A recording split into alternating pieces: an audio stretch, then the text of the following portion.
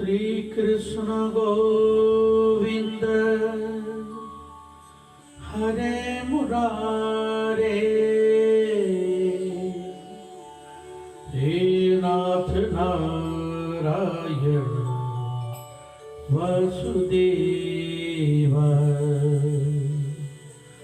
श्री कृष्ण गोविंद हरे मुरारे, हे नाथ नारायण वासुदेव। पितमात स्वामी सखा हमारे, हे नाथ नारायण वासुदेवा। बोलिए बांके बिहारी लाल की, बोलिए राधा युगल सरकार की जय जय श्री राधे।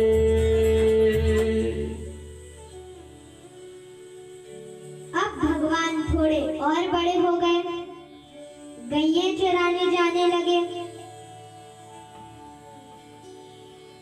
अब एक दिन कन्हैया जी गैये चराने गए ग्वाल वालों के साथ जमुना जी के किनारे। जमुना जी के किनारे एक बहुत ही सुंदर वन था।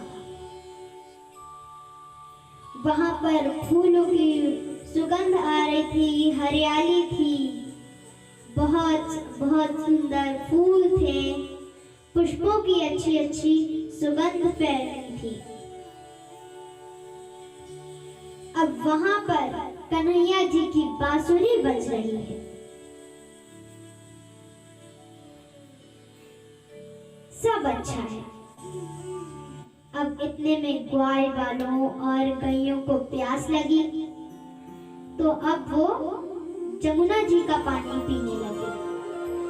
जमुना जी में कालिया नाग रहता था। उसके फुसकार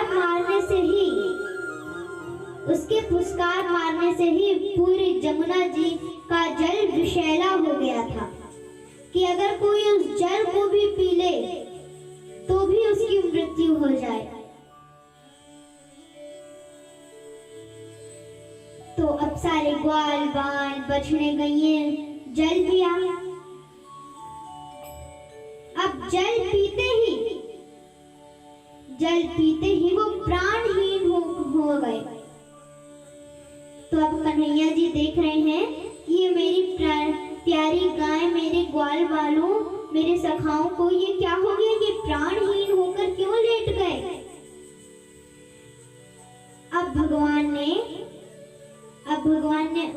उनमें जान डाली और फिर अब भगवान सोचने लगे कि अब इसमें कालिया नाग, अब भगवान ने अपनी दिव्य दृष्टि से देख लिया कि इसमें कालिया नाग रहता है और इसकी वजह से पूरे जमुना जी का जल विषैला हो गया है। तब एक सखा गेंद लाया था। तो अब कन्हैया जी ने कहा कि चलो गेंद खेलते हैं। और उस सखा ने कहा था कि मेरी मैया ने कहा है कि अगर ये गेंद गुमी तो मुझे बहुत मार पड़ेगी और जो भी घुमाएगा उसे ही लाके देनी पड़ेगी। तो कन्हैया जी ने कहा ठीक है। फिर अब गेंद खेलते हैं। फिर कन्हैया जी ऐसे गेंद फेंकते हैं कि सीधे जमुना जी के जल में जाके गिरती है। अब जमुना जी में गिर गई। तब वो सखा रोने लगा और कहने लगा कि कन्हैया तूने ही गेंद गिराई है जमुना जी में, इसलिए अब तू ही गेंद लाके देगा। तो अब कन्हैया जी कहते ठीक है। तब कन्हैया जी कदम के पेड़ में चढ़ जाते हैं। तो बाकी सखाए ग्वाल बाल कहते हैं कि अच्छे से कहीं काली दह में ना गिर जाओगे तुम, जमुना जी में काली दह में छलांग मार दी और अब वो नीचे पहुंचे जहां पर काली दह था और 101 वन वाला कालिया नाग सो रहा था। तो नाग पत्नियों ने देखा कि ये इतना सुंदर बालक यहाँ कैसे आ गया। तो अब माताएं तो होती ही दयालु हैं, उनका मन बहुत कोमल रहता है। तो नाग पत्नियां बोली, हे सुंदर बालक, तुम कौन हो और हमारे स्वामी का अगर हमारे स्वामी जाग गए तो तुम्हें डस लेंगे, इसलिए तुम चले जाओ। तब कन्हैया जी कहते हैं कि मैं तो आपके स्वामी से ही मिलने आया हूँ। तो नाग पत्नियां कहती हैं कि जिद मत करो सुंदर बालक, तुम चले जाओ। तुम्हें पता नहीं है कि हमारे स्वामी बहुत ही क्रोधी हैं। अगर उनकी नींद खुल गई तो तुम्हें डस लेंगे, तुम चले जाओ। तो अब कन्हैया जी कहते हैं कि मैं नहीं जाऊंगा।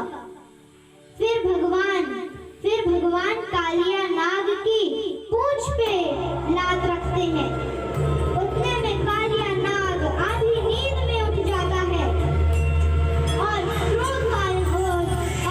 कालिया नाग को क्रोध आ जाता है। फिर कन्हैया जी के बीच में और कालिया नाग के बीच में युद्ध होता है। फिर भगवान कालिया नाग के सर पे चढ़ जाते हैं। फिर वो कालिया नाग जल के बाहर आता है और अब जैसे ही कालिया नाग भगवान के चरणों को डसने के लिए भगवान के चरण डस रहा है, तो भगवान चरण हटा कर जोर से उसके पैर रख रहे हैं और ऐसे भगवान नृत्य कर रहे हैं, सब देख रहे हैं। अब मैया रो रही है। वहां पर मैया को बताया कि मैया काली दह में कन्हैया ने छलांग मार दी है। अब भगवान नृत्य कर रहे हैं। तो अब कालिया नाग के सर से खून बहने लगा। तो अब नाग पत्नी सोच रही है कि राजा बलि से भगवान ने सिर्फ एक चरण रखा था तो उससे सब कुछ छीन लिया था, लेकिन हमारे स्वामी पर तो दोनों चरण रखकर